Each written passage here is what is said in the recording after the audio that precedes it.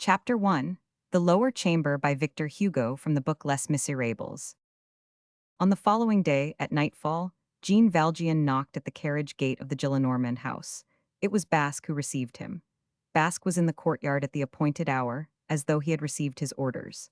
It sometimes happens that one says to a servant, "You will watch for Mr. So-and-so when he arrives." Basque addressed Jean Valjean without waiting for the latter to approach him.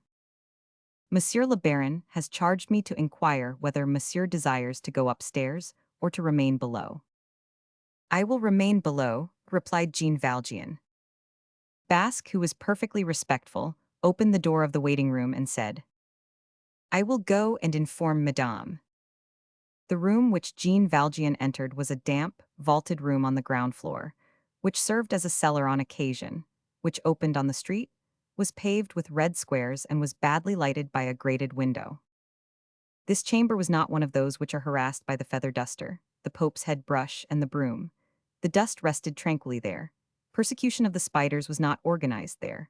A fine web, which spread far and wide and was very black and ornamented with dead flies, formed a wheel on one of the window panes. The room, which was small and low-ceiled, was furnished with a heap of empty bottles piled up in one corner. The wall, which was daubed with an ochre-yellow wash, was scaling off in large flakes. At one end there was a chimney-piece painted in black with a narrow shelf. A fire was burning there, which indicated that Jean Valjean's reply, "I will remain below," had been foreseen. Two armchairs were placed at the two corners of the fireplace. Between the chairs, an old bedside rug, which displayed more foundation thread than wool, had been spread by way of a carpet. The chamber was lighted by the fire on the hearth, and the twilight falling through the window. Jean Valjean was fatigued. For days he had neither eaten nor slept. He threw himself into one of the armchairs. Basque returned, set a lighted candle on the chimney-piece, and retired. Jean Valjean, his head drooping and his chin resting on his breast, perceived neither Basque nor the candle.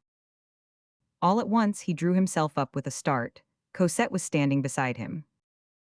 He had not seen her enter, but he had felt that she was there. He turned round, he gazed at her. She was adorably lovely, but what he was contemplating with that profound gaze was not her beauty but her soul. "Well," exclaimed Cosette, "father, I knew that you were peculiar, but I never should have expected this.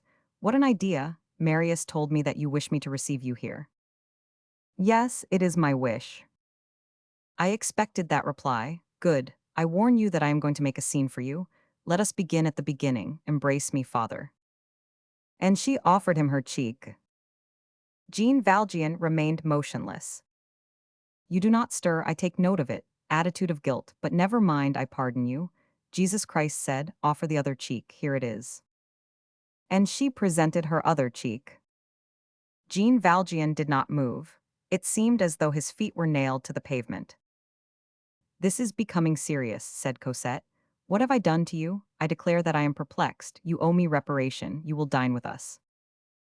"I have dined." "That is not true. I will get M. Gillenormand to scold you. Grandfathers are made to reprimand fathers. Come, go upstairs with me to the drawing-room, immediately." "Impossible." Here Cosette lost ground a little. She ceased to command and passed to questioning. "But why? And you choose the ugliest chamber in the house in which to see me. It's horrible here." "Thou knowest." Jean Valjean caught himself up. "You know, madame, that I am peculiar. I have my freaks." Cosette struck her tiny hands together. "Madame, you know, more novelties, what is the meaning of this?" Jean Valjean directed upon her that heartrending smile to which he occasionally had recourse. "You wish to be madame, you are so." "Not for you, father." "Do not call me father." "What?" "Call me Monsieur Jean. Jean, if you like." "You are no longer my father. I am no longer Cosette. Monsieur Jean." "What does this mean? Why, these are revolutions, aren't they? What has taken place? Come, look me in the face, and you won't live with us, and you won't have my chamber. What have I done to you? Has anything happened?" "And nothing." "Well then, everything is as usual. Why do you change your name?" "You have changed yours, surely." He smiled again with the same smile as before and added, "Since you are Madame Pontmercy, I certainly can be Monsieur Jean.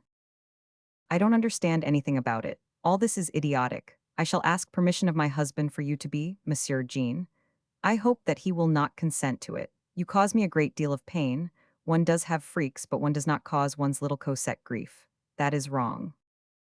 You have no right to be wicked, you who are so good." He made no reply. She seized his hands with vivacity, and raising them to her face with an irresistible movement, she pressed them against her neck beneath her chin, which is a gesture of profound tenderness. "Oh," she said to him, "be good." And she went on, "This is what I call being good, being nice and coming and living here. There are birds here as there are in the Rue Plumet, living with us, quitting that hole of a Rue de l'Homme Armé, not giving us riddles to guess, being like all the rest of the world, dining with us, breakfasting with us, being my father." He loosed her hands. "You no longer need a father, you have a husband." Cosette became angry. "I no longer need a father. One really does not know what to say to things like that, which are not common sense." "If Toussaint were here," resumed Jean Valjean, like a person who is driven to seek authorities and who clutches at every branch, "she would be the first to agree that it is true that I have always had ways of my own. There is nothing new in this. I always have loved my black corner. But it is cold here. One cannot see distinctly. It is abominable that it is to wish to be Monsieur Jean. I will not have you say you to me." "Just now, as I was coming hither," replied Jean Valjean, "I saw a piece of furniture in the Rue Saint Louis. It was at a cabinet maker's. If I were a pretty woman, I would treat myself to that bit of furniture. A very neat toilet table in the reigning style. What you call rosewood, I think.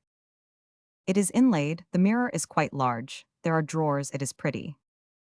"Who, the villainous bear?" replied Cosette. And with supreme grace, setting her teeth and drawing back her lips, she blew at Jean Valjean. She was a Grace copying a cat. "I am furious," she resumed. "Ever since yesterday you have made me rage, all of you. I am greatly vexed. I don't understand. You do not defend me against Marius. Marius will not uphold me against you. I am all alone. I arrange a chamber prettily. If I could have put the good God there, I would have done it. My chamber is left on my hands.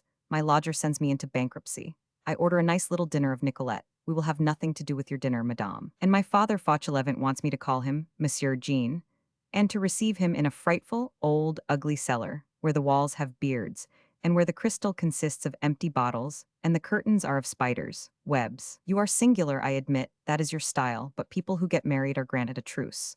You ought not to have begun being singular again instantly. So you are going to be perfectly contented in your abominable Rue de l'Homme Armé. I was very desperate indeed there, that I was. What have you against me? You cause me a great deal of grief. Fie." And becoming suddenly serious, she gazed intently at Jean Valjean and added, "Are you angry with me because I am happy?" Ingenuousness sometimes unconsciously penetrates deep. This question, which was simple for Cosette, was profound for Jean Valjean. Cosette had meant to scratch, and she lacerated. Jean Valjean turned pale. He remained for a moment without replying. Then, with an inexpressible intonation, and speaking to himself, he murmured, "Her happiness was the object of my life. Now God may sign my dismissal. Cosette, thou art happy, my day is over." "Ah, you have said thou to me," exclaimed Cosette. And she sprang to his neck. Jean Valjean, in bewilderment, strained her wildly to his breast. It almost seemed to him as though he were taking her back. "Thanks, father," said Cosette. This enthusiastic impulse was on the point of becoming poignant for Jean Valjean. He gently removed Cosette's arms and took his hat. "Well," said Cosette, "I leave you, madame, they are waiting for you." And from the threshold he added, "I have said thou to you, tell your husband that this shall not happen again. Pardon me." Jean Valjean quitted the room, leaving Cosette stupefied at this enigmatical farewell.